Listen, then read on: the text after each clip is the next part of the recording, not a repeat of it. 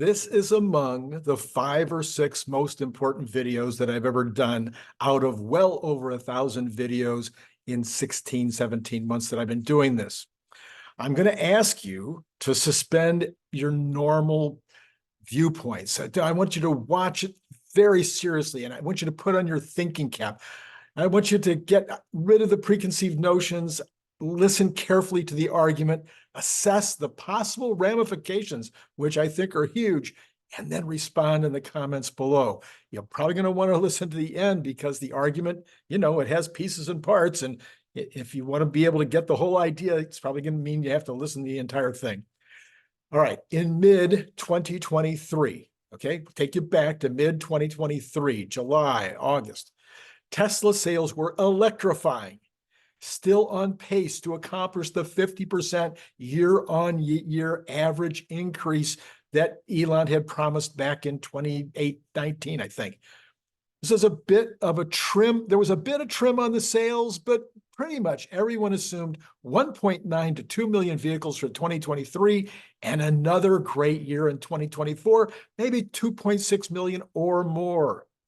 There's plenty of capacity, and it was easy enough to put up more walls and build more, like, I don't know, GigaMex, or possibly India, or possibly something. Anyway, you know the story. You've been watching it. You've been paying attention. But then something happened.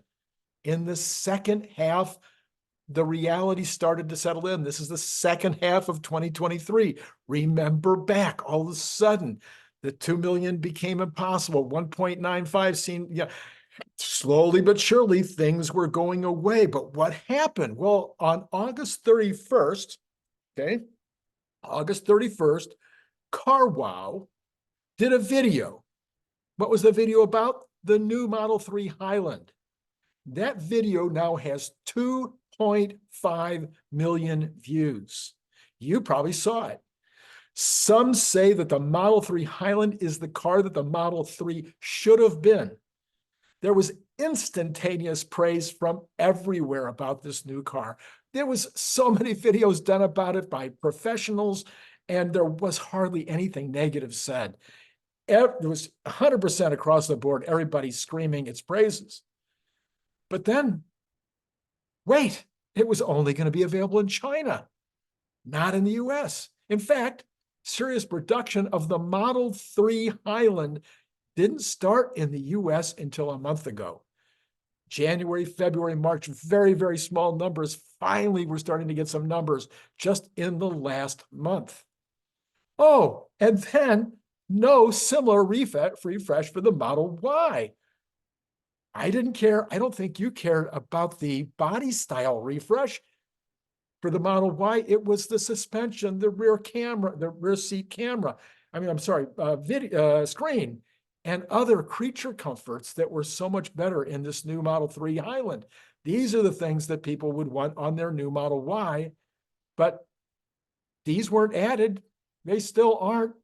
And we're not going to see the Juniper until probably early 2025 at the earliest.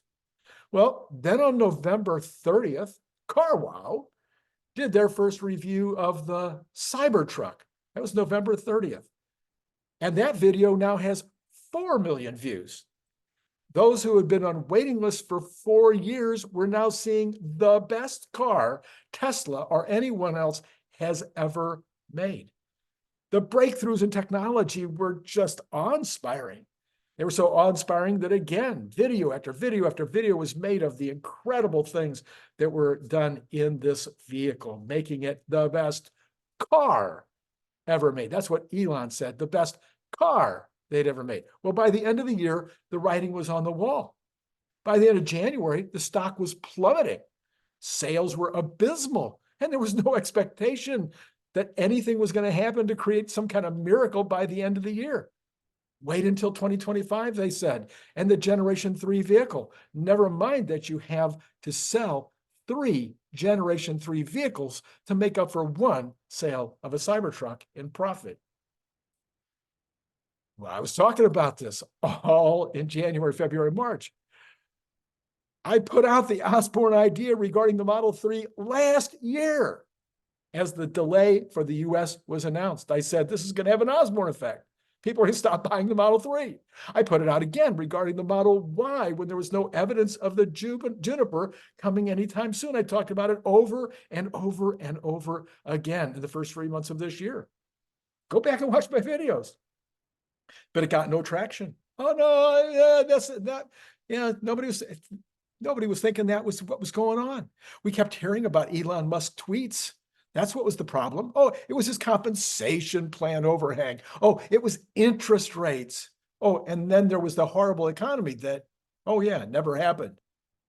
So then I started asking about a possible Osborne situation with regard to the Cybertruck earlier this week. Blank stares. This was a breakthrough in my thinking. I was shocked when I had the idea. I was like, how come nobody thought of this before? Even in the video this morning, many comments were, oh, no, I don't think it's an Osborne effect from the Cybertruck because, the Cybertruck's really a niche product. You're really wrong, Randy. And I'm not mocking you guys. I want you to really think it through because it is not a niche product. I did a poll. Sure, I'm a small player on X. I don't know, 55,000 or 6,000 people follow me over there. So I have only gotten 137 views. I'm sorry, 137 people to participate in the poll, like 1,000 views, which is not bad for my size account. But the results should shock you and encourage you.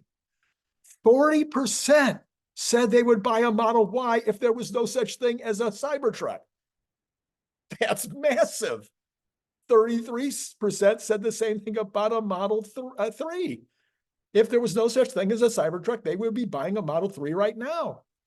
Oh yeah, 20% said they would be buying a Model X if there was no such thing as a Cybertruck. They're willing to wait for their Cybertruck rather than buy a Model Y, 3, or X. And then I had people write in that no, they would be buying a Model S right now if it wasn't for the Cybertruck. And then I had a category down there for I would be buying another car outside, not a Tesla. Not, if there was no Cybertruck, I'd be buying something else that wasn't a Tesla. Do you know that was under 10%? So these are Tesla buyers. These are people that want to be part of the future. They want to be part of the Tesla ecosystem. They want to buy a Tesla. But now that there's a Cybertruck, the other cars are off the table. They're not gonna happen. And it's not because it's a great work truck or because it's a great off-road truck. It's because it's a great car. Folks, the Cybertruck is the best vehicle ever made. Every aspect of the product is maxed out, including the wow factor and the social points factor, everything. So it isn't a niche product. It's a car that happens to be shaped more like a truck.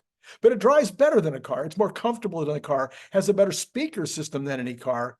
Need I go on?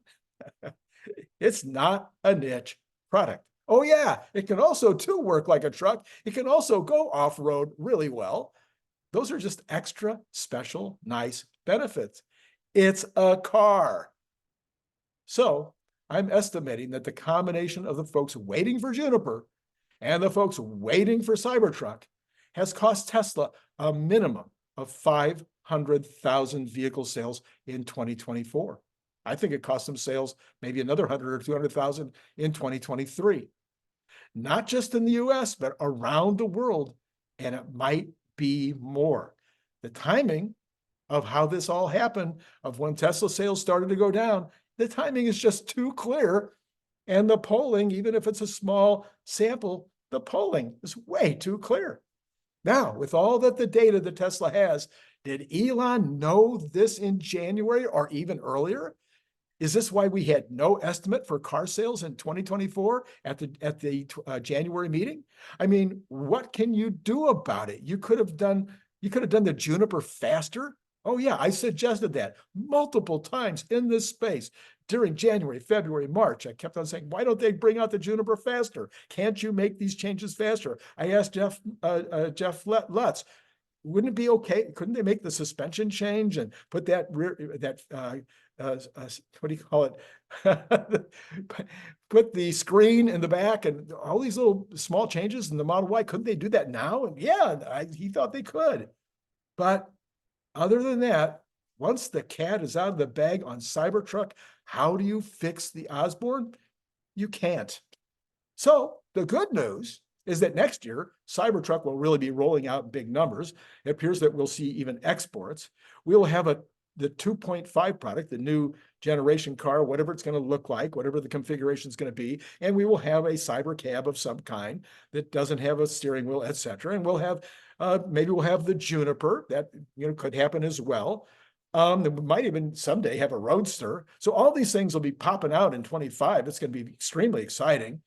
But I'm just so happy that this theory of mine, which I think you're going to agree with, I don't know, maybe I'm wrong, but I want this theory to get out there big time because it's going to explain why the sales are down instead of the crazy theories that EVs were slowing down due to Tesla being in a world of hurt over Elon Musk, or the product line was aging, or all the nonsense that people have been saying.